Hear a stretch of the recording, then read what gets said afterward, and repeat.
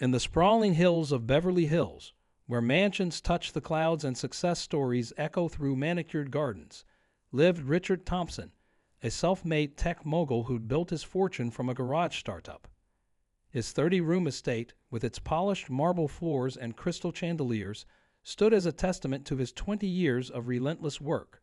But on this particular autumn morning, as golden leaves danced across his driveway, Richard couldn't shake the feeling that something extraordinary was about to unfold. At 55, Richard had everything money could buy, yet the emptiness of his massive home seemed to mock his achievements. His wife's passing 3 years ago had left a void that no business success could fill. The cleaning service he'd hired had sent over a new housemaid today. Standard procedure, nothing unusual, or so he thought. Sarah Johnson, a 38-year-old single mother, smoothed down her uniform as she walked up the winding driveway. Her weathered hands clutched her worn leather handbag, telling stories of years making ends meet. But around her neck hung something that didn't quite fit her humble appearance. A delicate vintage necklace with an unmistakable emerald pendant. As Richard opened the door, their eyes met briefly before his gaze dropped to the necklace. The color drained from his face. That necklace, he'd seen it before, designed it himself, in fact. 25 years ago, as a struggling jewelry maker trying to pay his way through engineering school, he created only 3 pieces like it. One he'd sold to pay for his first computer, one he'd given to his late wife, and the third. "Please come in," he managed, his voice barely above a whisper. Sarah stepped inside, unaware of the storm brewing in Richard's mind. How did this woman come to possess that necklace? The third piece had disappeared in a robbery that had changed the course of his life. The same night he lost his best friend, the one who'd believed in his dreams when nobody else did.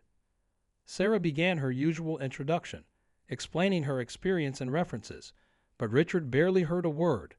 His mind raced through possibilities, each more unlikely than the last. The necklace moved slightly as she spoke, catching the morning light streaming through the floor-to-ceiling windows, its emerald throwing familiar green sparkles across the marble floor. "That's a beautiful necklace," he finally said, interrupting her mid-sentence. Sarah's hand instinctively reached for it, her eyes softening with emotion. "It's my mother's," she replied, "the only thing I have left of her. She always said it would change our lives someday, but she trailed off, lost in memories." Richard's heart pounded. Could this be the missing piece to a puzzle he'd given up solving years ago? The robbery, his friend's disappearance, and now this woman standing in his foyer wearing a piece of his past. It couldn't be coincidence. But before he could ask another question, Sarah pulled out a folded piece of paper from her bag, yellowed with age. "Actually," she said, her voice trembling slightly, "I have something I need to show you. My mother left me this letter, told me to keep it safe along with the necklace. She said if I ever met someone who recognized it, I should." Her hands shook as she began to unfold the paper, and Richard found himself holding his breath. What secrets did that letter hold? How was Sarah connected to his past? And why did his instincts tell him that hiring this particular housemaid would change everything he thought he knew about his journey to success? Sarah's hands trembled as she unfolded the letter, its creases deep from years of careful storage. Richard gestured toward the living room, sensing they both needed to sit down for whatever was about to unfold. The morning sun streamed through the bay windows, casting long shadows across the Persian rug as they settled into opposing armchairs. "Before I show you this," Sarah began, her voice steady despite her shaking hands, "I need you to understand something. My mother worked as a nurse at Memorial Hospital for 30 years. She never had much, but she always said this necklace was worth more than money. It was about redemption." Richard leaned forward, his fingers interlaced tightly. The mention of Memorial Hospital sent his mind racing back to that fateful night 25 years ago.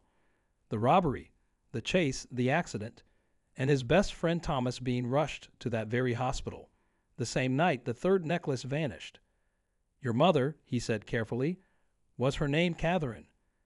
Sarah's eyes widened in surprise, and she nodded slowly. Richard felt the room spin slightly. Catherine had been the nurse on duty that night, the one who tried so hard to save Thomas. But there was so much about that night he'd never understood. Sarah smoothed the letter on her lap, But before she could begin reading, Richard stood up and walked to a nearby bookshelf. He returned with a small wooden box, its surface worn smooth with age. "I think," he said, opening it to reveal an identical emerald necklace, "we need to talk about what really happened that night." The two necklaces seemed to recognize each other, their emeralds catching the light in the exact same way.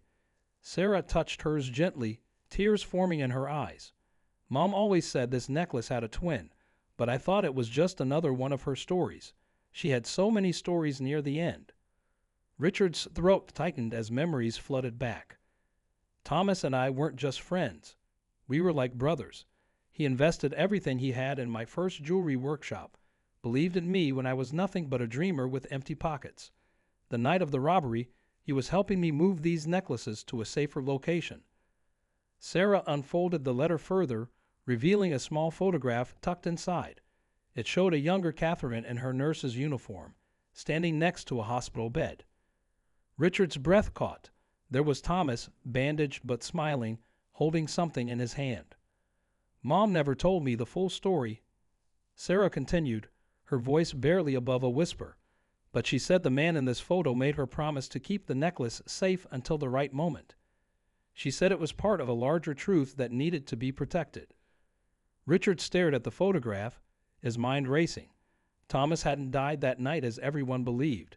He'd been alive long enough to speak with Catherine. But why the secrecy? Why had he disappeared? And why had Catherine kept the necklace all these years, eventually passing it to her daughter? The letter in Sarah's hands suddenly felt like it weighed 1,000 pounds. She looked up at Richard, her eyes filled with questions that matched his own. "The letter mentions a safety deposit box," she said slowly, "at First National Bank. Mom said when the time came, the contents would explain everything." Richard checked his watch. The bank would be open for another 3 hours. But as he stood up, ready to unlock this mystery, his phone buzzed with an urgent message. The words on the screen made his blood run cold. "Stay away from the bank. Some secrets should remain buried. You're being watched." Richard stared at his phone, his face pale as he showed Sarah the message. The air in the room grew thick with tension. Who could be watching them? And more importantly, who else knew about the safety deposit box after all these years? "We can't just ignore this," Sarah said, her voice determined despite the fear evident in her eyes. She clutched her mother's necklace tightly. "Mom spent her whole life protecting whatever's in that box. She wouldn't have wanted us to back down now." Richard paced the room, his mind racing through possibilities. The text came from an unknown number, but something about its timing felt familiar. He'd received similar warnings in the past, always when he got too close to understanding what happened that night. Each time he'd backed away, too afraid of losing everything he'd built. But now, looking at Sarah and the necklace that had brought them together, he knew he couldn't walk away again. "There's something I never told anyone," Richard said, moving to his study with Sarah, following close behind. He pulled out an old leather journal from his desk drawer. "Thomas and I weren't just moving jewelry that night. We discovered something.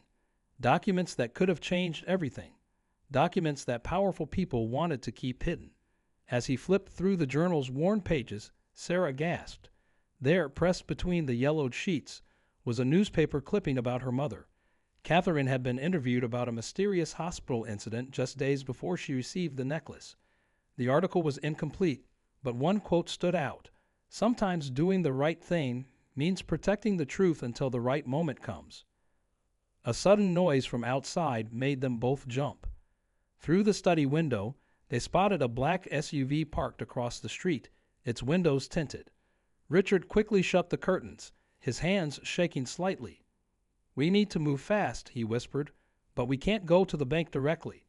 They'll be expecting that." Sarah pulled out her phone and showed him a photo of her mother's diary. "Look at this entry from the day before she passed," she said. The cryptic words seemed like nonsense at first. "The truth lies not in the box, but in the reflection of what we choose to see."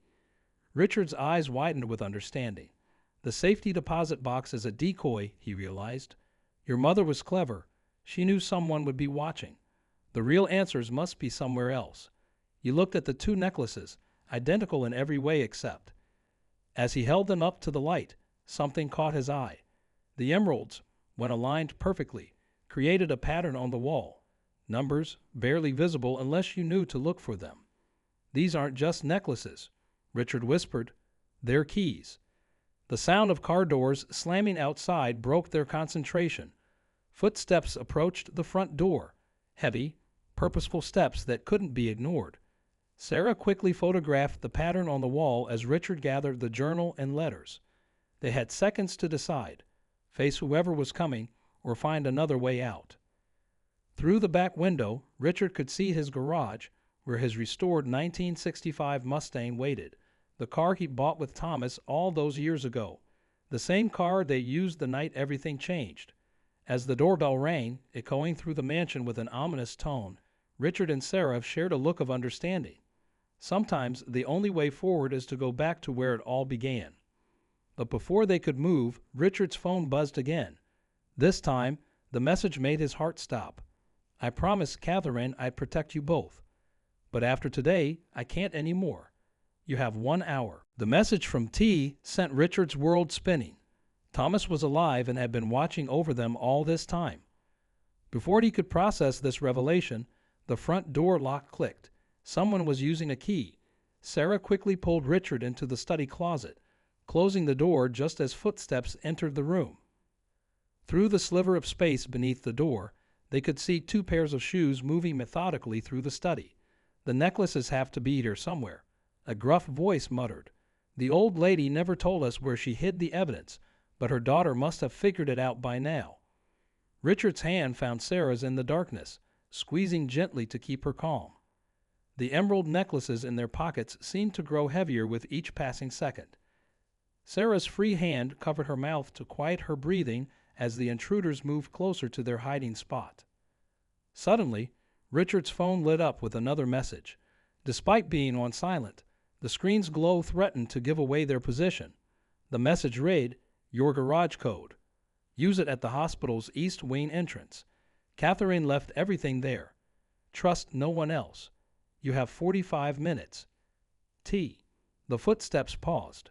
"Did you see that light?" The second voice was smooth, educated, and chillingly familiar. Richard felt his blood run cold. It was the voice of James Parker, his company's board chairman. The man who'd helped him build his tech empire over the past decade was now searching his house with an intruder. "Sir," the gruff voice spoke again. "Should we check the—" A loud crash from downstairs interrupted him. Both pairs of shoes rushed out of the study, leaving Richard and Sarah in their cramped hiding space, hearts pounding. They waited for 30 seconds before carefully emerging. Through the study window, they could see Thomas himself, older but unmistakable, creating a diversion by the front gate, drawing the attention of several men in dark suits. He caught Richard's eye for a split second and nodded toward the garage. As they slipped out through the back door, Sarah grabbed Richard's arm. "Wait," she whispered, pulling out her mother's letter again. "Mom wrote something here about the hospital. She said, what they think they're looking for isn't what they need to find." She pointed to a series of numbers scribbled in the margin. They matched Richard's garage code exactly. They reached the Mustang, its polished surface reflecting the mid-morning sun.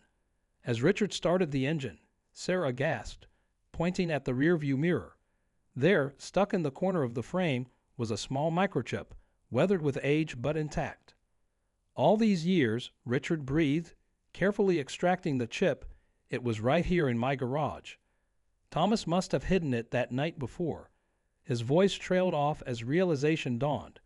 The documents they discovered, the hospital incident, Catherine's long vigil, and now James Parker's involvement. It was all connected to something bigger than a simple jewelry heist. Sarah's phone buzzed this time. "They're not after the evidence anymore. They're after what you two can prove together. Your mother and I kept you apart for 25 years for a reason, Sarah." T. Richard and Sarah looked at each other, the weight of this new revelation settling between them. The necklaces, the patterns they created, weren't just keys to a location. They were proof of something that had been hidden in plain sight for over 2 decades. As they pulled out of the garage, they could see James Parker watching from the study window, his expression unreadable. They had 40 minutes to reach the hospital. But one question burned stronger than all others. Why had Thomas and Catherine worked so hard to keep Richard and Sarah apart? And what would happen when they discovered the truth they were never meant to know? The Mustang roared through the city streets as Richard and Sarah raced against time. The hospital's east wing loomed ahead, its shadows stretching across the parking lot like fingers reaching for them. With trembling hands, Richard punched in his garage code at the service entrance, just as Thomas had instructed. The door clicked open. Inside, the old wing was eerily quiet, preserved like a time capsule from 25 years ago. Their footsteps echoed through the empty corridors as they followed the numbered signs, the pattern from their necklaces guiding them to the right floor. Room 2317, the same room from Catherine's photograph. Just as they reached for the door handle, a familiar voice spoke from behind them. "I always knew you'd find your way back here." They turned to find Thomas standing there, his face weathered but his eyes as kind as Richard remembered. Before anyone could speak, the elevator chimed. James Parker stepped out, but this time he wasn't threatening. He looked defeated. "It's over, James," Thomas said quietly. "Catherine kept everything safe. All the evidence, all the truth, about the hospital's illegal experiments, about the company that funded them, about what really happened that night." He turned to Sarah, his eyes glistening. "And about who you really are." Sarah's hand found her necklace as understanding dawned. "The hospital records," she whispered. "Mom wasn't just a nurse here, was she?" Thomas shook his head as Richard pulled out the microchip from his pocket, finally understanding its significance. "The necklaces were never about jewelry," Richard said, his voice thick with emotion. "They were about DNA, the pattern they create. It's a genetic code." He looked at Sarah, really looked at her, seeing for the first time what had been hidden in plain sight. "That's why Catherine and Thomas kept us apart. You're not just Catherine's daughter. You're my daughter, too." James slumped against the wall. The experiments were supposed to be about healing, about saving lives. But when we discovered we could manipulate genetic memories, transfer consciousness, your wife agreed to be our first subject, Richard. She knew she was dying. What we didn't know was that she was pregnant. Sarah's world spun as the truth crashed over her. The mother she'd known and loved, Catherine, had saved her as an infant, protected her all these years. Her real mother's consciousness, her memories, had been meant to transfer into the child she carried.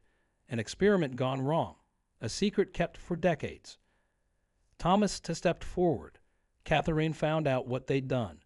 She and I staged the robbery to expose the truth, but we had to protect Sarah. Your wife's last gift to you both was encoded in those necklaces, proof of what happened, and proof of Sarah's identity." Suddenly, a security alarm blared. James straightened up. "The board members are coming. They'll destroy everything to keep this quiet. You have to go, now." He pulled out a key card. "This will get you to Catherine's hidden files. The world needs to know the truth." As Richard and Sarah ran toward the records room, they could hear Thomas holding off the arriving security team. The files were exactly where Catherine had left them, decades of evidence meticulously preserved. But there, on top of everything, was one final letter, addressed to them both. With shaking hands, Sarah opened it. "My dearest Sarah and Richard," it began in Catherine's handwriting. "If you're reading this, you finally found each other. But there's one last truth you need to know. The experiment didn't fail that night. It worked in ways nobody expected. Sarah doesn't just carry her mother's genes, she carries her memories too. They're locked away, waiting to be awakened. The necklaces together aren't just proof of who you are. They're the key to remembering who you've always been." Sarah looked at Richard, tears streaming down her face. As they held up their necklaces one last time, the emeralds caught the light, and suddenly, like a flood breaking through a dam, the memories began to surface, of a love that transcended death, of a truth that spanned decades, and of a family finally made whole. Behind them, footsteps approached. But this time, they weren't running away. They had everything they needed: each other, the truth, and a story that would change the world. The real question wasn't about what happened 25 years ago anymore. It was about what they would do with tomorrow. 1 year later, Richard stood at the podium of the newly established Thompson Catherine Medical Research Foundation, his daughter Sarah by his side.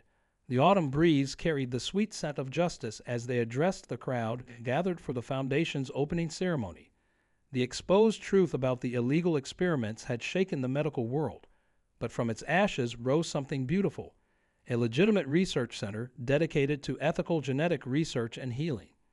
James Parker, who had ultimately chosen redemption, sat in the front row. His testimony had been crucial in bringing down the corrupt board members while protecting the thousands of jobs at Richard's tech company. He paid his debt to society and now served as an ethics advisor, ensuring that scientific advancement never again came at the cost of human dignity. Thomas, now the Foundation's head of security, watched from the sidelines with quiet pride. The years of hiding, of protecting Sarah while guiding Richard from the shadows, had finally ended. The weight of secrets had been replaced by the warmth of family bonds restored. His friendship with Richard, tested by time and truth, had emerged stronger than ever. Sarah touched the emerald necklace she still wore, its twin now displayed prominently in the Foundation's memorial hall alongside Catherine's photograph. The memories of her birth mother, once locked away in her genetic code, had gradually surfaced over the past year, not as overwhelming downloads, but as gentle whispers of love and wisdom that complemented rather than replaced the beautiful lessons Catherine had taught her. My mother, both my mothers, believed in the power of truth and protection.